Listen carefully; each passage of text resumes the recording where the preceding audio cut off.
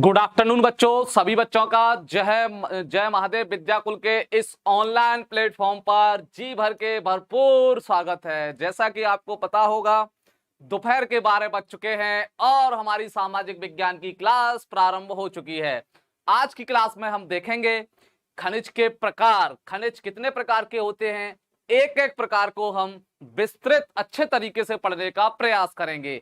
चाहे वह लोह खनिज हो चाहे अलोह खनिज हो, इन सभी के बारे में हम बिल्कुल विस्तृत चर्चा करने वाले हैं। इससे पहले वाले वीडियो में हमने खनिज के बारे में ओवरव्यू दिया, खनिज क्या होता है, खनिज के कितने प्रकार होते हैं और भारत में खनिज कहां पर पाए जाते हैं, ये हमने कल के वीडियो के माध्यम से देखे।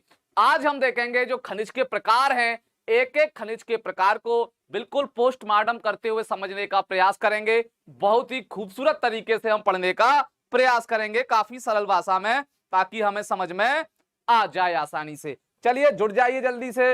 बिल्कुल बिल्कुल good afternoon, good afternoon Pradeep Yadav, good afternoon Acharya ji, आप कैसे हैं? हम बिल्कुल स्वस्थ हैं, ठीक हैं, बिल्कुल। आप बताइए आप कैसे हैं?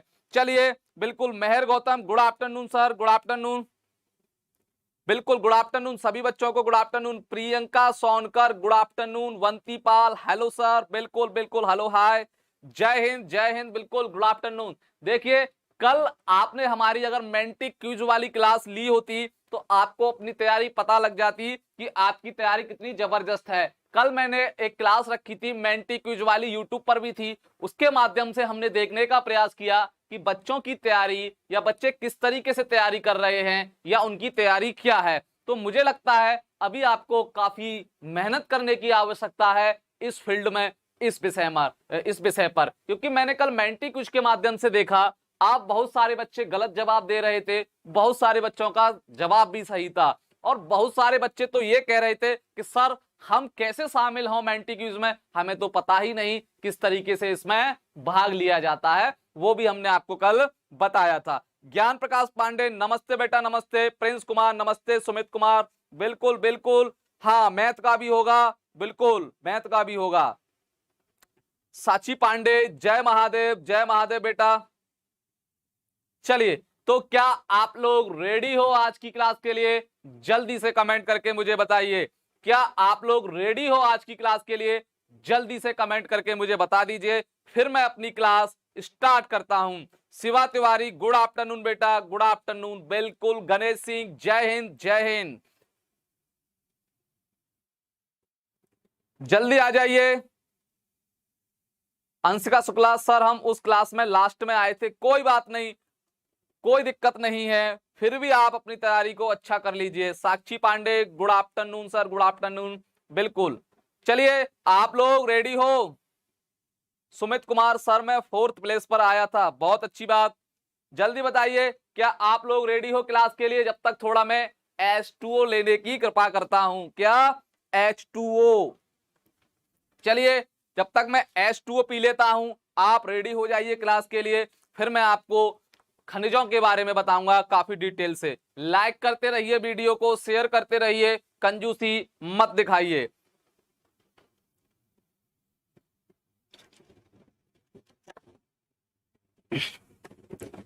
चलिए, तो प्रारंभ की जाए आज की कक्षा। हाँ सर, बिल्कुल प्रारंभ की जाए, कोई प्रॉब्लम नहीं होनी चाहिए। चलिए, आज हम क्या पढ़ने वाले हैं इसको भी देखने का प्रयास करते हैं।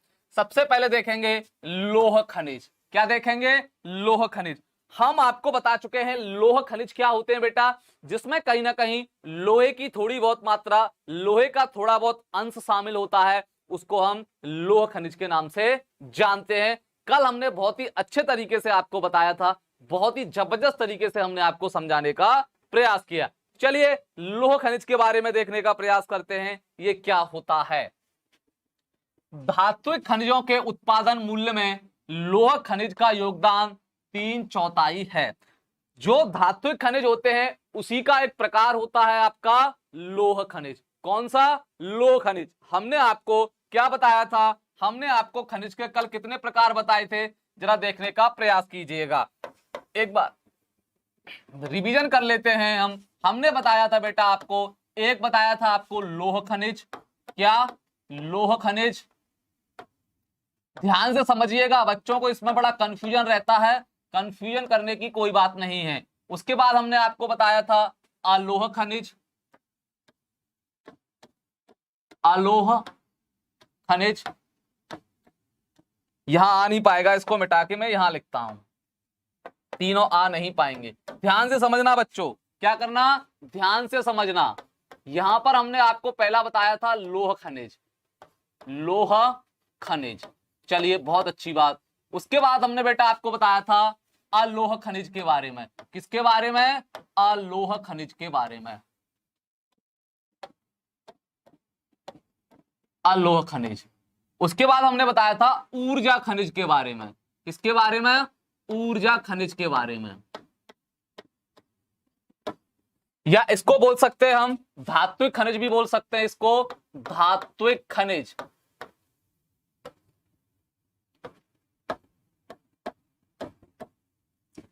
तो धात्विक खनिज कितने प्रकार का होता है, हमने बताया लोह खनिज,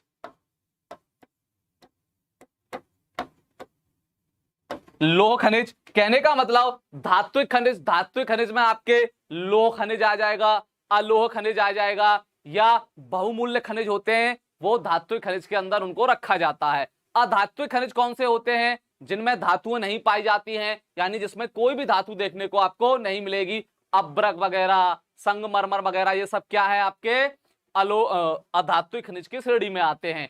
ऊर्जा खनिज क्या है, जिनसे हमें ऊर्जा प्राप्त होती है, पेट्रोलियम हुआ, जीवाश्म ईंधन वगैरह हुए, ये सब क्या है आपके ऊर्जा खनिज की श्रेणी में इनको रखा जाता है। थोरियम वगैरह ये सब क्या है, खनिज है, ऊर्जा खनिज। तो चलिए, तो हम यहां पर देखने वाले हैं, क्या देखने वाले हैं हम यहां पर, हम देखेंगे लोह खनिज के बारे में। तो ये क्या है, धात्विक खनिज का एक प्रकार है जो हमारा 3/4 उत्पादन में सहायता करता है।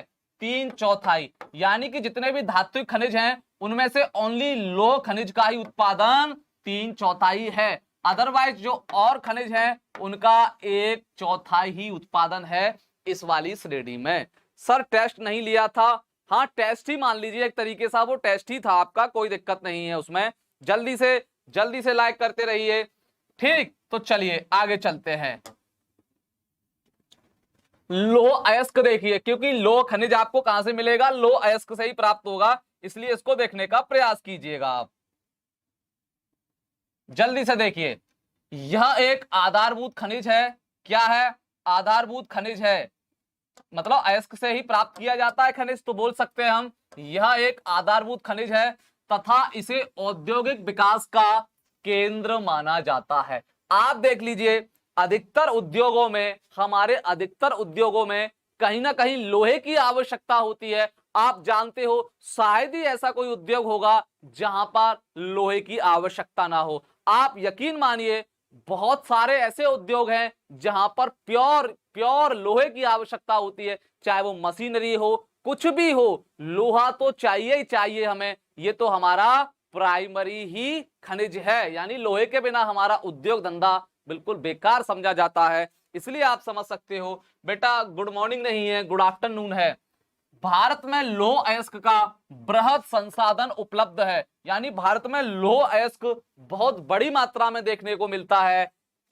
भारत में उच्च कोटि के लौह अयस्क प्राप्त होते हैं। मैग्नेटाइट सर्वोत्तम प्रकार का लौह अयस्क है। कौन सा, मैग्नेटाइट, हेमेटाइट वगैरह होता है, एक मैग्नेटाइट हो गया, उसमें से मैग्नेटाइट जो होता है ये क्या है, सर्वोत्तम प्रकार का लौह अयस्क है। ये ध्यान रखिए, मैग्नेटाइट, मैग्नेटाइट सर्वोत्तम है, जिनसे हम लोहे से लोहा प्राप्त करते हैं, उन सभी अयस्कों में सबसे बेहतरीन है हमारा मैग्नेटाइट अयस्क, जिसमें लोहे का अंश 70% तक होता है। यानी मैग्नेटाइट में से हम 70% लोहा निकाल सकते हैं। ध्यान रखिएगा इस बात को। Mukesh Kumar sir, I am new student, कोई बात नहीं, आज से आप पुराने हो चुके हो, अब तक आप नए थे। हाँ, मैग्नेटाइट, मैग्नेटाइट सर्वोत्तम प्रकार का लोहा अयस्क है। हेमेटाइट भी होता है, सुना होगा आपने, हेमेटाइट, मैग्नेटाइट, लेकिन उसमें से मैग्नेटाइट सबसे अच्छा लोहा अयस्क माना जाता है, जिसमें 70% आपका लोहा देखने को मिलता है। इसमें श्रेष्ठ चुंबकीय गुण उपस्थित होता है। आप जानते हो लोहा चुंबक को क्या करता है, आकर्षित करता है। क्या करता है? आकर्षित करता है। तो जो आपका मैग्नेटाइट है ये उच्च क्वालिटी का लोहा है जो चुंबक को काफी अच्छे तरीके से अपनी ओर आकर्षित करने का काम करता है। और सबसे ज्यादा लोहा भी इसी खनिज में या इसी अयस्क में पाया जाता है, 70%।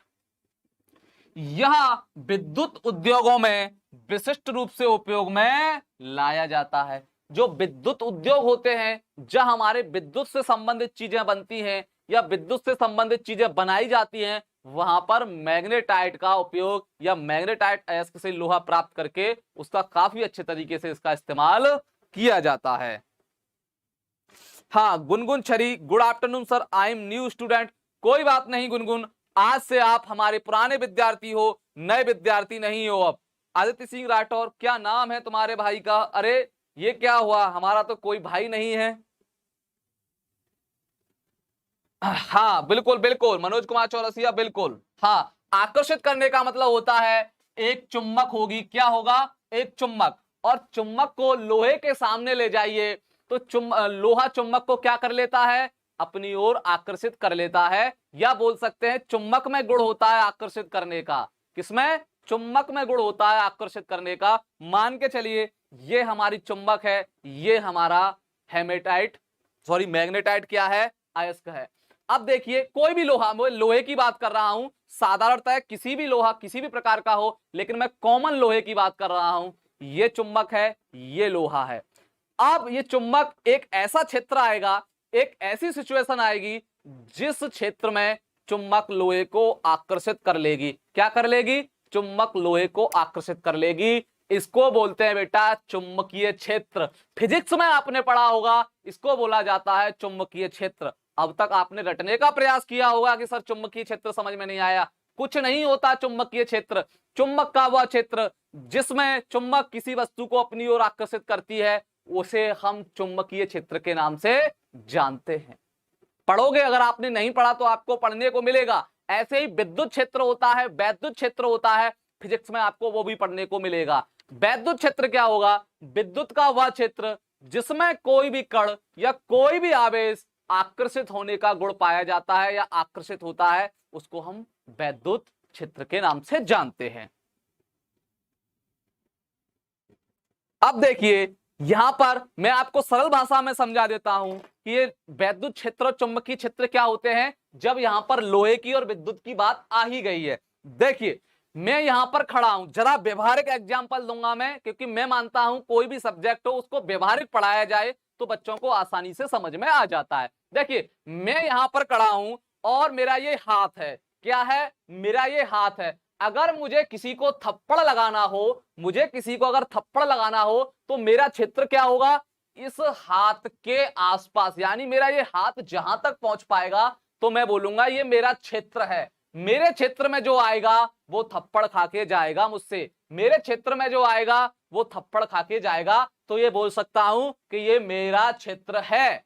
क्या है? ये मेरा क्षेत्र। ऐसे ही वैद्युत, वैद्युत का भी क्षेत्र होता है, यानी कि ऐसा क्षेत्र जिसमें विद्युत उसको अपनी ओर आकर्षित कर लेती है, अपनी ओर खींच लेती है, उस क्षेत्र को हम वैद्युत क्षेत्र के नाम से जानते हैं। अर्थात इसे ऐसे भी समझ सकते हो, आपको यदि करंट कभी लगा है, करंट आपको करंट लगा होगा तो आपने देखा होगा, मान के चलिए ये आपकी क्या है? वैद्युत है, बिजली है, और ये कोई मनुष्य है।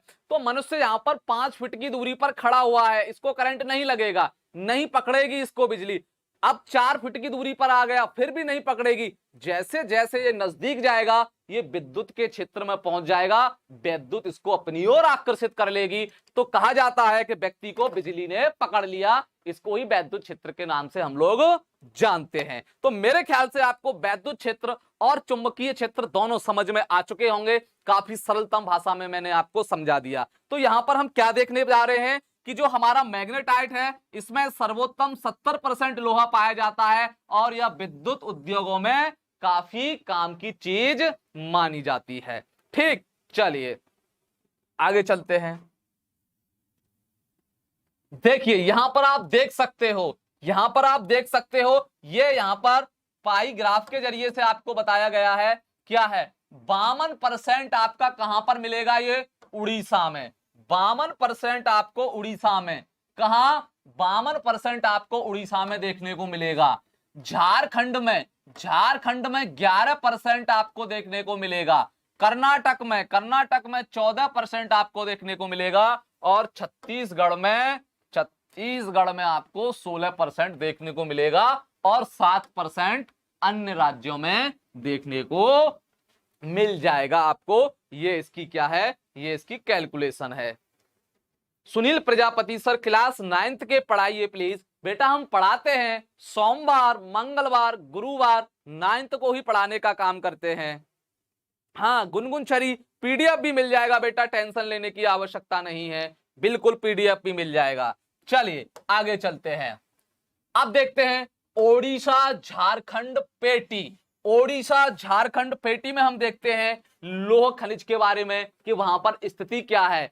ओडिशा झारखंड पेटी, चलिए उड़ीसा में उच्च कोटि का हेमेटाइट लौह अयस्क प्राप्त होता है। यह मयूरभंज तथा केंदुझर जिलों की बादाम पहाड़ी की खदानों से निकाला जाता है। उड़ीसा में कौन सा मिल रहा है आपका, हेमेटाइट। हमने बताया हेमेटाइट, मैग्नेटाइट, ये क्या है, सब लौह खनिज ही होते हैं। तो ये कहां पर देखने को मिलेगा, उड़ीसा में मयूरभंज और केंदुझर जिलों की बादाम पहाड़ियों में। ये खाने वाली बादाम की पहाड़ी नहीं है, वरना आप समझ लो कि सर वहां पर बादाम होंगे तो हम वहीं जाके रहते हैं, खूब बादाम खाएंगे, खूब ताकत लेंगे, खूब बॉडी बनाएंगे। उसका नाम है बादाम पहाड़ी, वहां बादाम नहीं मिलता। चलिए आगे चलते हैं। इसी से जुड़े झारखंड के सिंहभूम जिले में नोआमुंडी तथा गुआ से हेमेटाइट लौह अयस्क प्राप्त किया जाता है। यानी कि उड़ीसा से और झारखंड से हेमेटाइट लौह अयस्क आपको देखने को मिल जाएगा। ये हुई आपकी उड़ीसा झारखंड पेटी। ठीक, उड़ीसा झारखंड पेटी। हाँ सुनील प्रजापति, हिस्ट्री भी पढ़ाएंगे बेटा, क्यों परेशान हो, बहुत सारे विषय हैं हमारे पास, बहुत सारे सब्जेक्ट हैं, तो बड़ा धीमे धीमे ही हम पढ़ाने का प्रयास करते हैं। 2-4-6 दिन में तो कुछ होने वाला नहीं है। एक एक विषय के एक एक चैप्टर को बड़ा ही विस्तृत पढ़ाना पड़ता है, बच्चों को समझाना पड़ता है, तो उसमें टाइम लगता है। ये क्लास 10th का है। हाँ सुनीता सिंह, ये क्लास 10th का है, बिल्कुल। चलिए आगे चलते हैं। अब देखिए दुर्ग, बस्तर, चंद्रपुर पेटी। दुर्ग कहां पर है आप जानते हो, दुर्ग है आपका छत्तीसगढ़ में। कहां पर है, छत्तीसगढ़ में। ये सब छत्तीसगढ़ की पेटी है, इसको देखने का प्रयास करते हैं। महाराष्ट्र तथा छत्तीसगढ़ में यह पेटी अवस्थित है। कहां पर, महाराष्ट्र और छत्तीसगढ़ की संयुक्त पेटी को दुर्ग, बस्तर, चंद्रपुर पेटी के नाम से जानते हैं। छत्तीसगढ़ के बेलाउला में स्थित पहाड़ी श्रृंखलाओं में हेमेटाइट अयस्क प्राप्त होता है। यहां लोहे के 14 जमाव मिलते हैं। इसमें लोहे की श्रेष्ठ प्रकृति स्थित है, जिससे इस्पात की बेहतर गुणवत्ता युक्त प्रवृत्ति सामने आती है। मुझे बच्चों आप एक चीज बताइए, इस्पात का नाम सुना है आपने? मैं बड़ा ही आपको एक खूबसूरत फैक्ट बताने वाला हूं, बहुत ही व्यवहारिक फैक्ट बताने वाला हूं, जो आप सुनोगे तो आप आश्चर्य में पड़ जाओगे। कोई बच्चा मेरा लाल या लाली बता सकता है इस्पात को इंग्लिश में क्या बोलते हैं? इस्पात को इंग्लिश में क्या बोलते हैं? कोई मेरा लाल या लाली बता सकता है? आज मैं आपको इतनी खतरनाक बातें बताऊंगा कि आप जानकर चौंक जाओगे और किसी भी व्यक्ति से बहस करने के लिए इतना ज्ञान प्राप्त कर लोगे। जल्दी बताइए, इस्पात को क्या बोला जाता है? इस्पात को क्या बोला जाता है इंग्लिश में? हाँ जय मिश्रा सर, कोटि कोटि प्रणाम। कहां थे मेरे लाल आप? कहां जिंदगी के आनंद ले रहे हो? इस समय पढ़ने का टाइम है, पढ़ लीजिए, वरना फिर आनंद लेते रह जाओगे, अरिजीत सिंह के गाने सुनते रह जाओगे, जुबियन नौटियाल के गाने सुनते रह जाओगे, बादशाह के गाने सुनते रह जाओगे। पढ़ लो बेटा, पढ़ लो।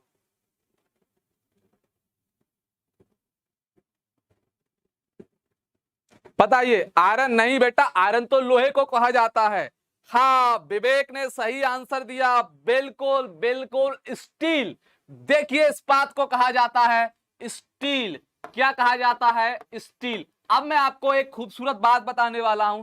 गांव में आप किसी से भी पूछिएगा कि स्टील और इस्पात में अंतर क्या होता है, तो गांव के लोग यही कहते हैं, स्टील अलग होती है, इस्पात अलग होता है। पूछ के देखिएगा अपने परिवार में, माता पिता या बड़े भाई बहन से जो बुजुर्ग टाइप के हों, उनसे पूछिएगा, वो यही कहेंगे कि स्टील बेटा अलग होता है, इस्पात के बर्तन अलग होते हैं, स्टील के बर्तन अलग होते हैं। लेकिन हकीकत में अलग नहीं होता। हिंदी में उसको इस्पात बोला जाता है, इंग्लिश में उसे स्टील बोलते हैं। पहली जानकारी तो आपके सामने ये रही। दूसरी जानकारी, गांव में अक्सर आप लोग बोलते हो कि सर ये सिल्वर के बर्तन हैं, हमारे यहाँ सिल्वर के बर्तन हैं। आपके माता पिता भाई बहन कोई भी जो बुजुर्ग होगा वो यही कहेगा कि हमारे यहाँ सिल्वर के बर्तन हैं। क्या आप जानते हो कि आपके यहाँ आज की तारीख में या इस समय में सिल्वर के बर्तन मौजूद होंगे? कोई मुझे बच्चा बता सकता है इस बात में कितनी सत्यता होती है कि हमारे समाज में यह बोला जाता है कि हमारे यहाँ सिल्वर के बर्तन हैं? जल्दी बताइए, क्या यह बात अशुद्ध है कि नहीं जो हम लोग बोलते हैं कि हमारे यहाँ सिल्वर के बर्तन हैं? जल्दी से बताइए। आज मैं आपको बड़ा ही खूबसूरत बात बताने जा रहा हूं। पहली बात बता चुका हूं, दूसरी बताने वाला हूं। जल्दी बताइए। आपके यहां बोला जाता है, मेरे यहां भी बोला जाता है, सबके यहां बोला जाता है कि हमारे घर में सिल्वर के बर्तन है, सिल्वर की बाल्टी है, सिल्वर का भगोना है। इसका मतलब क्या है? सतीश गिरी सर, कोटि कोटि प्रणाम प्रणाम। बताइए इसका मतलब क्या होता है कि सिल्वर के बर्तन है? मैं बताता हूं इसका मतलब क्या होता है। इसका मतलब होता है बिल्कुल गलत। हम लोग बिल्कुल गलत वाक्य बोलते हैं, हम लोग बिल्कुल गलत शब्दों का इस्तेमाल बोलते हैं। एक्चुअल में सिल्वर का मतलब होता है चांदी। सिल्वर को हिंदी में बोलते हैं चांदी और इंग्लिश में सिल्वर बोला जाता है। अब आप मुझे बताइए बच्चों, अगर सोने के बाद कोई भी महंगी धातु है तो वो आपकी चांदी है। तो क्या चांदी के बर्तन आज की डेट में हम लोगों के यहाँ भगोना, बाल्टी, कढ़ाई, बहुत प्रकार के बर्तन होते हैं, क्या संभव होगा? सोने के बाद अगर कोई भी महंगी धातु है इस समय तो वो चांदी है। चांदी हजारों की मात्रा में, यानी हजारों रुपए की किलो आती है। 40,000 50,000 रुपए की 1 किलो चांदी आएगी। आप संभालिए आप कि आपकी कढ़ाई है, भगोना है, बाल्टी है, मिनिमम 1 या 2 किलो के तो होते ही होंगे। तो इसका मतलब है आपके यहाँ जो बाल्टी या भगोना है उसकी कीमत 1 से 1.25 लाख रुपए की है। तो कहीं ना कहीं ये हमारी अशुद्धियां हैं जो हमें समाज में देखने को मिलती हैं। नहीं बेटा, वो आपके सिल्वर के बर्तन नहीं होते। ये अज्ञानता है हमारे अंदर, हमें जानकारी नहीं है। सिल्वर के बर्तन नहीं होते हैं। हाँ, कुछ बर्तन सिल्वर के हमारे यहाँ होते थे पहले जमाने में, जैसे चम्मच और जिसमें क्या कहते हैं दूध वगैरह पिया जाता है, वो कुछ बर्तन वो भी प्योर सिल्वर के नहीं होते थे। प्योर सिल्वर बहुत महंगा आता था, तब भी बहुत महंगा है, अब भी बहुत महंगा है। कहने का मतलब सिल्वर के बर्तन नहीं होते। कांसा सुना होगा, कांसे के हो जाते हैं, मिश्र धातु होती है। लेकिन आपने अमूमन यही सुना होगा हमारे परिवार में या हमारे आस पड़ोस में कि सर हमारे यहाँ तो सिल्वर की बाल्टी है, सिल्वर का भगोना है। लेकिन वो गलत बोलते हैं इस बात को।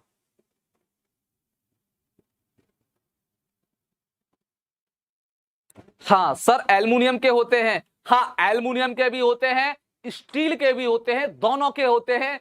आप ये मत सोचिएगा कभी के सिल्वर के, कभी आपने गौर नहीं किया होगा इस बात को। शिवम यादव, गुड आफ्टरनून बेटा, गुड आफ्टरनून। ठीक, तो ये यहाँ पर हमने आपको बात बता दिया। इस्पात की बात आई। इस्पात को क्या बोलेंगे इंग्लिश में? स्टील। एक्चुअल में हम लोग स्टील को भी हिंदी समझ लेते हैं। स्टील हिंदी नहीं है, स्टील इंग्लिश का शब्द है जिसका हिंदी रूपांतरण होता है इस्पात। आज के बाद आप कभी गलत मत बोलिएगा क्योंकि मैंने आपको समझा दिया है। इन खदानों से प्राप्त लोह अयस्क का निर्यात जापान तथा दक्षिण कोरिया को किया जाता है। लोह, हमारे यहां से लोहे का भी क्या किया जा रहा है? निर्यात। हम लोग लोहा भेज रहे हैं कहां पर? जापान और दक्षिण कोरिया में। यह निर्यात विशाखापत्तनम आंध्र प्रदेश बंदरगाह के माध्यम से किया जाता है। हमारे यहाँ विशाखापत्तनम यानी कि आंध्र प्रदेश में एक बंदरगाह है, वहां से ये लोहा भेजा जाता है, ये खनिज भेजा जाता है समुद्र के रास्ते से।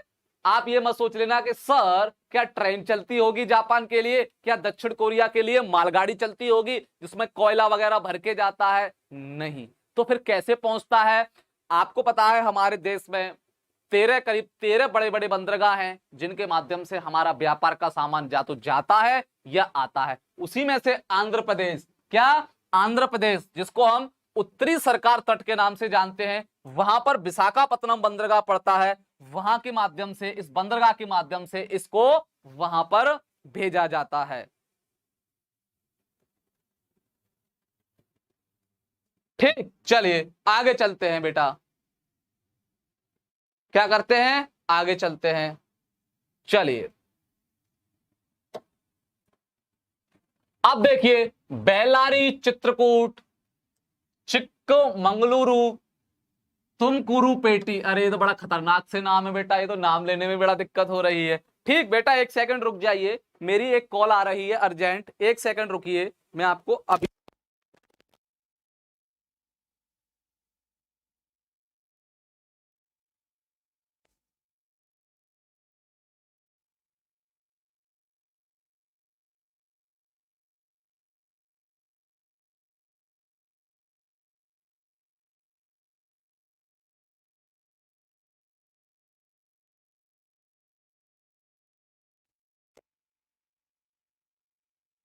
चलिए बेटा, क्लास को हम प्रारंभ करते हैं। एक कॉल थी, हमने उसको बोल दिया हम बाद में बात करते हैं। हाँ, एक बच्चा पूछ रहा है सर बंदरगाह का मतलब क्या होता है, जरा समझिएगा बंदरगाह क्या होते हैं।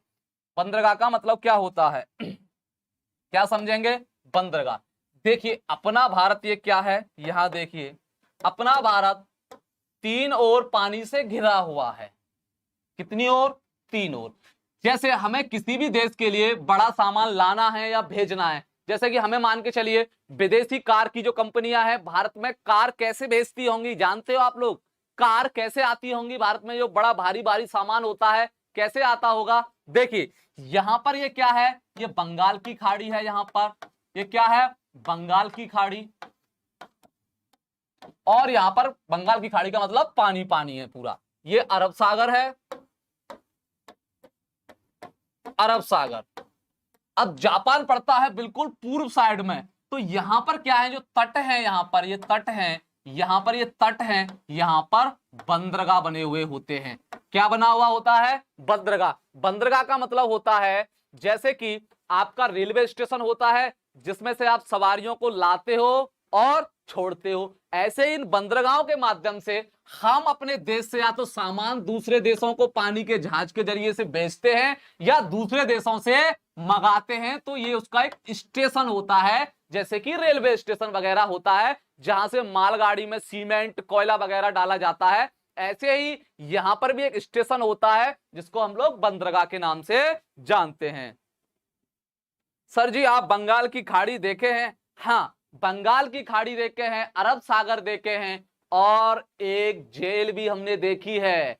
कौन सी जेल? अरे हम जेल में गए नहीं, दूर से देखी है हमने जेल। कोई बता सकता है बंगाल की खाड़ी में भारत की कौन सी जेल है? अंडमान एंड निकोबार द्वीप समूह में एक बहुत फेमस जेल है।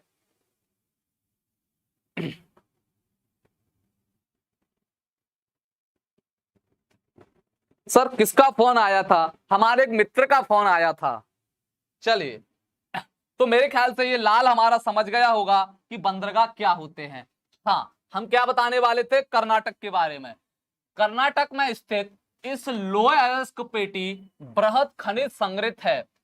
कुद्रेमुख की खानों से निकलने वाले लोह अयस्क कुद्रेमुख से तरल रूप में पाइपलाइन द्वारा मंगलुरु भेजा जाता था। बस 2006 के बाद कुद्रेमुख लोह अयस्क खनों से उत्खनन को बंद कर दिया गया। यानी कि ये कर्नाटका की पेटी है जहां पर लोह खनिज पाया जाता था। इसको तरल मात्रा में पाइपलाइन के जरिए से भेजा जाता था। कहां पर? मंगलुरु। कहां पर? मंगलुरु। लेकिन 2006 के बाद इसको क्या कर दिया गया? बंद कर दिया गया। क्या कर दिया गया? बंद कर दिया गया। हाँ राधा, काला पानी। अच्छा, हाँ काला पानी भेज दूंगा आप लोगों को, बदमाशी करोगे तो। काला पानी की जेल, ठीक, काला पानी की जेल। चलिए, तो ये बेटा कर्नाटक वाली पेटी हुई जहां पर हमारा लोह खनिज हमें देखने को मिलता है। अब देखिए महाराष्ट्र गोवा पेटी, कौन सी? महाराष्ट्र गोवा पेटी, इसको समझने का प्रयास करते हैं, काफी महत्वपूर्ण है। यह पेटी गोवा तथा महाराष्ट्र राज्य के रत्नागिरी जिले में, कहां पर? रत्नागिरी जिले में स्थित है, जहां निम्न गुणवत्ता वाला लोह अयस्क प्राप्त होता है। इस जो पेटी में, महाराष्ट्र गोवा वाली पेटी में निम्न गुणवत्ता वाला लोह अयस्क देखने को मिलेगा, खराब क्वालिटी का आपको लोह अयस्क देखने को मिल जाएगा। फिर भी इसका दोहन पूरी दक्षता के साथ किया जाता है। इस पेटी से प्राप्त लोह अयस्क का निर्माण मारमाओ गोवा स्थित बंदरगाह से किया जाता है। यानी कि ये जो बेल्ट है, ये जो पेटी है, कौन सी? गोवा महाराष्ट्र वाली, इसमें जो लोह खनिज है ये निम्न क्वालिटी का होता है, बिल्कुल खराब क्वालिटी का होता है, ये समझ लीजिए। जय मिश्रा, सर ले चलो मुझे तारों के शहर में। अरे मेरे लाल, मास्टर अभी तक तारों के शहर में नहीं गया, उसको अनुभव नहीं है तारों के शहर में जाने का, तो मैं आपको कहां से ले चलूं? पृथ्वी पर रहिए, नीले ग्रह पर रहिए, यहां ही जीवन का आनंद है। बहुत ही अच्छी अच्छी वस्तुएं हैं इस पृथ्वी ग्रह पर जो आपके मनोरंजन में सहायता कर सकती हैं। सर गोवा पेटी का मतलब? पेटी का मतलब होता है क्षेत्र, कोई क्षेत्र है उसको पेटी के नाम से हम लोग जानते हैं।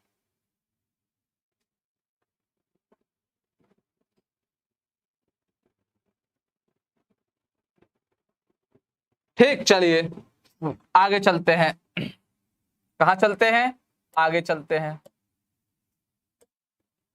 देखिए, ये देख लीजिए, यहां पर कुछ आंकड़े दिए हुए हैं, इसको देखने का प्रयास कीजिएगा। ठीक, ये आंकड़े दिए हुए हैं। महाराष्ट्र में क्या? 25%, यहां पर मध्य प्रदेश में 27%, अन्य में 2%, आंध्र प्रदेश में 10%, कर्नाटक में 11%, उड़ीसा में 25%। ये कुछ यहां पर आंकड़े दिए हुए हैं। अब देखिए, अब तक तो हमने लोह खनिज के बारे में देखा, अब देखेंगे हम अलोह खनिज के बारे में। क्या देखेंगे? अलोह खनिज के बारे में। भारत में अलोह खनिजों की संचित मात्रा संतोषजनक नहीं है। भारत में जो अलोह खनिज है इसकी मात्रा संतोषजनक नहीं है, थोड़ी बहुत कम मात्रा में हमें देखने को मिल जाएंगे। मनीष यादव, धन्यवाद। सर पेटी का मतलब क्या होता है? बेटा मैंने बता तो दिया, पेटी का मतलब है यहां पर किसी क्षेत्र विशेष के लिए उसको हम पेटी के नाम से जानते हैं, बेल्ट के नाम से जानते हैं कि गोवा महाराष्ट्र बेल्ट है, ये छत्तीसगढ़ झारखंड बेल्ट है। बेल्ट का मतलब एक जगह के लिए बोला जाता है जहां पर कोई वस्तु उपस्थित हो। ठीक, चलिए। हाँ, तो जैसे कौन कौन से? तांबा, सीसा, तांबा जानते हो, कॉपर को बोला जाता है इंग्लिश में कॉपर, हिंदी में तांबा। सीसा, तांबा, बॉक्साइट जिससे एल्युमिनियम प्राप्त करते हो आप लोग, सीसा जिसको लेड बोला जाता है, सोना जिसको गोल्ड बोला जाता है, इत्यादि अवश्य बेहतर रूप में प्राप्त है। यानी अलोह खनिज में से ये कुछ अलोह खनिज हैं, ये आपको ठीक ठाक मात्रा में भारत में देखने को मिल जाएंगे।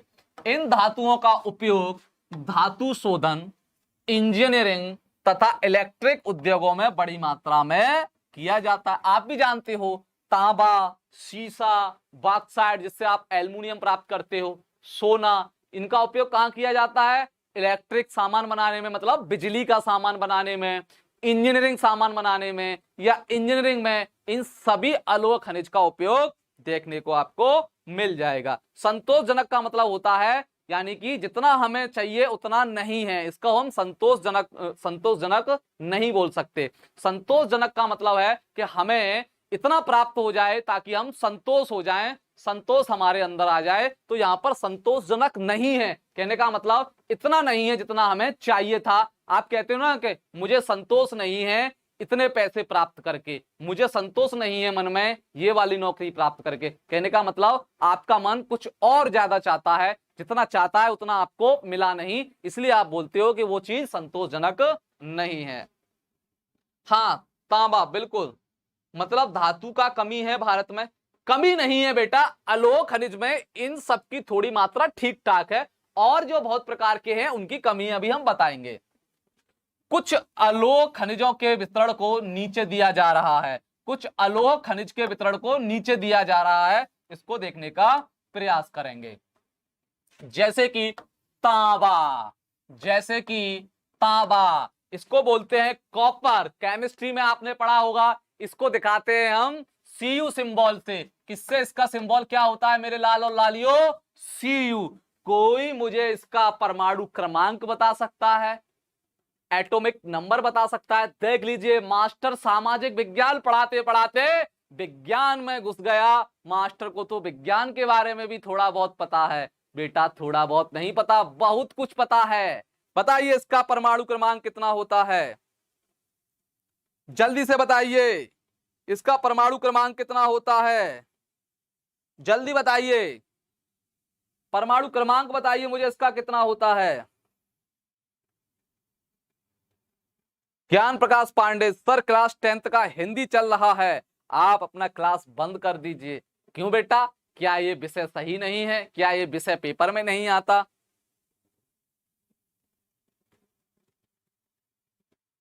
हाँ, मनीष यादव, वेरी गुड, आपका आंसर बिल्कुल सही है। 29 परमाणु क्रमांक होता है कॉपर का। चलिए उन बातों को छोड़िए, सामाजिक विज्ञान में आ जाइए। इसको हम तांबा बोलते हैं बेटा, ठीक है। भारत में तांबे का भंडार तथा उत्खनन न्यूनतम है, यानी न्यूनतम का मतलब बहुत ही कम है भारत में। तांबे का उपयोग ताप सुचालक तथा विद्युत के तार बनाने एवं रसायन उद्योगों में होता है। आपको पता होगा तांबा विद्युत का सुचालक होता है, इसमें से करंट फ्लो हो जाता है, जिसको हम सुचालक के रूप में देखते हैं। भारत के कुल तांबा उत्खनन का 52% हिस्सा मध्य प्रदेश के बालाघाट खदानों से प्राप्त होता है। देख लीजिए, 52, जितना भारत में तांबा है उसमें से 52% आपका उत्खनन कहां से प्राप्त होता है? मध्य प्रदेश से। झारखंड के सिंहभूम से भी तांबा प्राप्त किया जाता है। खेतड़ी राजस्थान तांबे के भंडार तथा उत्खनन के लिए प्रसिद्ध रहा है। यह प्रश्न पूछा जाता है कि राजस्थान में या भारत में ऐसी कौन सी जगह है जो तांबे के उत्खनन के लिए बहुत ही फेमस है, तो वो है आपकी खेतड़ी। ये कहां पर है? राजस्थान। कॉपर के लिए जानी जाती है, यह खादान कॉपर के लिए जानी जाती है।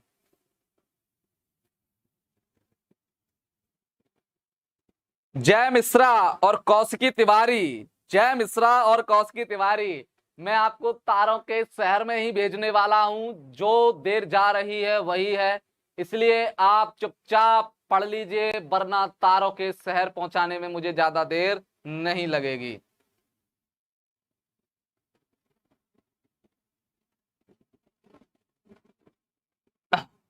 जय मिश्रा, संभल जाइए संभल जाइए, वरना मैं तुम्हें इस खेतड़ी खान में ले जाके डैश डैश डैश डैश, समझ जाइए।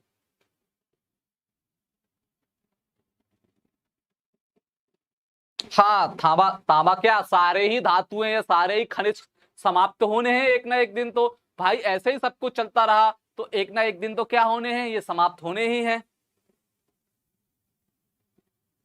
हेलो बेटा एयरफोर्स, बिल्कुल हेलो हेलो। चलिए आगे चलते हैं। ठीक, क्या चलते हैं आगे। तो ये खेतड़ी क्या है? खेतड़ी राजस्थान में जो पड़ता है, तांबे के लिए फेमस है। बिल्कुल याद कर लेना, डायरेक्ट प्रश्न आएगा आपके बोर्ड एग्जाम में। इस प्रश्न की मैं गारंटी लेता हूं, यह प्रश्न आपके एग्जाम में देखा जाएगा बोर्ड के एग्जाम में। लोहे के बाद ही समाप्त कर दिया, लोहे के बाद ही समाप्त कर दिया हमारे जो है टाइपिस्ट ने। कितनी अच्छी बात है। आप लोग चैट में बिजी हो तो मैं भी अब कहीं और बिजी हो जाऊंगा, मैं भी कहीं जीवन के आनंद लूंगा। आप पढ़ने में आपका मन नहीं है तो मेरा भी मन नहीं रहेगा पढ़ाने में। मैं भी तो मानव हूं, जैसे आप दिखते हो वैसा मैं दिखता हूं। मेरा भी मन है, मेरा मन चंचल है, मेरा भी मन इधर उधर भटक जाता है जैसे आपका भटकता है। सर स्क्रीनशॉट, अच्छा लो स्क्रीनशॉट ले लो मेरे लाल। किसी बच्चे ने कहा कि सर स्क्रीनशॉट चाहिए हमें, तो स्क्रीनशॉट ले लो। इसको जरा मैं मिटा देता हूं, सही से स्क्रीनशॉट आ जाएगा, ले लो।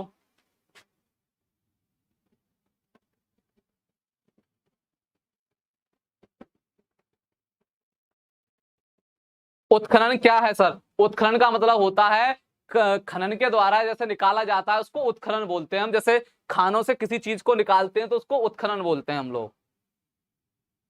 सर क्लास की टाइमिंग बता दो। क्लास की टाइमिंग है बेटा ठीक 12 बजे। ठीक 12 बजे मेरी हवेली पर आ सकते हो आप। मेरी हवेली का मतलब मेरी क्लास में ठीक 12 बजे मेरी हवेली पर आ जाना। ले लिया बेटा screenshot. Soni Singh, no sir हमें पढ़ना है। हाँ आपको पढ़ना है, लेकिन कुछ गंदे बच्चे हैं इस पृथ्वी ग्रह के जो ना तो पढ़ते हैं ना और बच्चों को पढ़ने देते हैं। आप समझ गए होंगे मैं क्या कहने की कोशिश कर रहा हूं।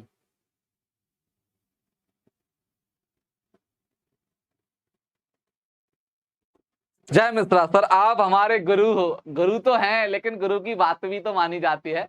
इस जीवन के आनंद को 2-4 साल के बाद ले लेना। मजा आएगा उस समय, मजा आएगा, इस समय कोई मजा नहीं है बेटा। अच्छा धन्यवाद बेटा मनीष। बालाघाट, हाँ बालाघाट जगह का नाम भी है और बालाघाट पहाड़ियां भी हैं।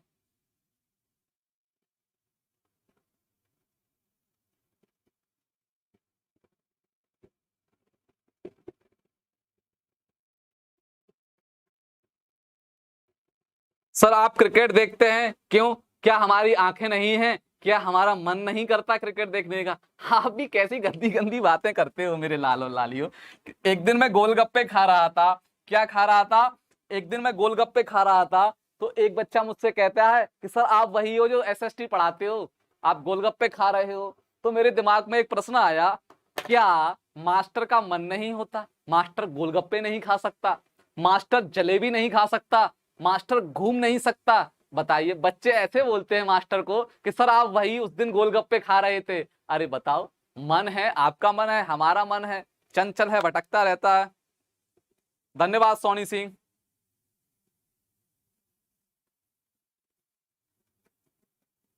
तो मेरे ख्याल से किसी बच्चे को कोई डाउट नहीं रहा होगा यहाँ पर। अगर डाउट है तो जल्दी से पूछ लीजिए हमसे। कोई भी डाउट है, कैसा भी डाउट है इस चैप्टर के माध्यम से, या इस चैप्टर में कोई भी डाउट है, उसको हम आपको बताना चाहेंगे, क्योंकि अभी हमारे पास 5 मिनट या 6 मिनट हैं। उसको हम आपको डाउट में ले जाएंगे, डाउट आपका सॉल्व करेंगे। 13 जुलाई को मैच है। अच्छा ज्ञान प्रकाश पांडे, हम आपको एक बात से अवगत कराना चाहते हैं। जब से हमारे फेवरेट क्रिकेटर ने संन्यास लिया है, तब से हमने क्रिकेट देखना बंद कर दिया है, और हमें अब तो क्रिकेट के बारे में ज्यादा जानकारी नहीं रही। पहले हमें बहुत जानकारी थी।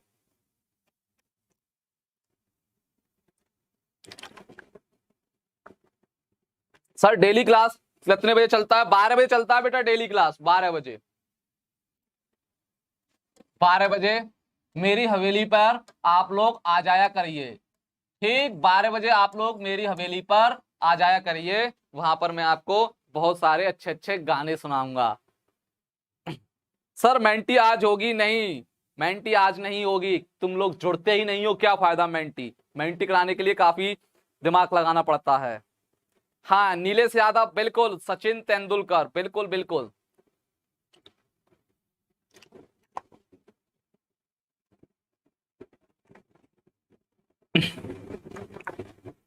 मेंटी महामैराथन हो जाएगा बेटा, क्यों परेशान हो? किसी भी बच्चे का कोई डाउट हो तो मुझसे पूछ लीजिए जल्दी।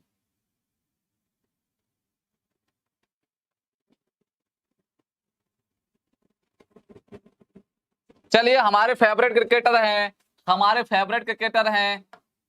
थोड़ा आपको हिंट दे देते हैं, एक जीके का प्रश्न भी आपका तैयार हो जाएगा।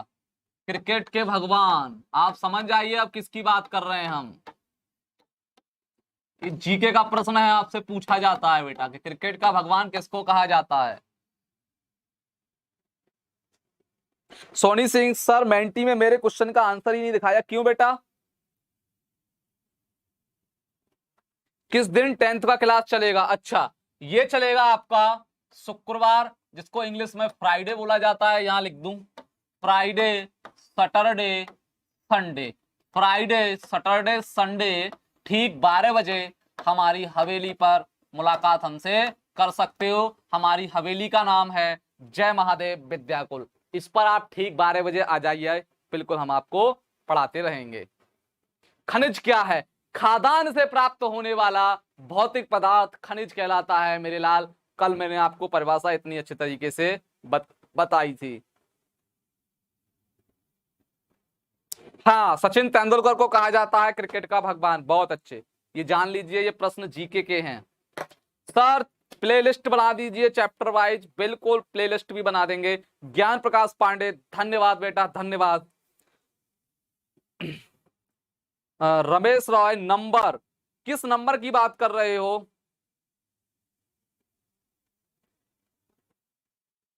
किस नंबर की बात कर रहे हो बेटा रमेश? सर नाइन्थ का कब चलता है? ये लो, नाइन्थ का भी हम आपको बता देते हैं। कब का बता देते हैं? नाइन्थ का, नाइन्थ क्लास का भी बता देते हैं। तब भी आपको हमारी हवेली पर ही आना पड़ेगा। आपको अगर नाइन्थ का पढ़ना है तो हमारी हवेली पर आपको आना है मंडे के बाद ट्यूसडे और इसके बाद थर्सडे। ठीक 12 बजे आप लोग हमारी हवेली यानी जय महादेव विद्याकुल पर आ जाना। हम वहां पर आपको पढ़ा देंगे।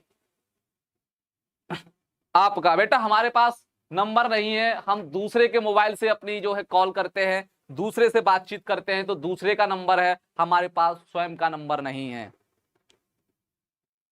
ठीक है बच्चों, तो मेरे ख्याल से सारे डाउट, किसको जो भी डाउट थे कि सर क्लास कब चलती है या 9th की क्लास कब चलती है, 10th की क्लास कब चलती है, सारे डाउट दूर हो चुके होंगे।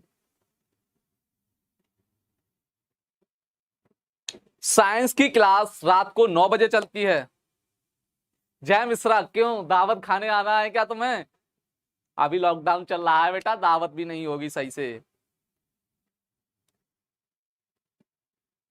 ठीक है बेटा, तो हमारी क्लास यहां पर समाप्त होती है। इसी के साथ हम आपसे विदा लेंगे और आप भी विदा लीजिए हमसे। खाना पीना खाइए, अगर खाना पीना खा चुके हो तो आराम से पढ़िए, रिवीजन कीजिए, मजे से तैयारी कीजिए बोर्ड परीक्षा की। ठीक है बच्चों, मिलते हैं आपसे अगली क्लास में। जब तक के लिए tata, bye bye, good bye.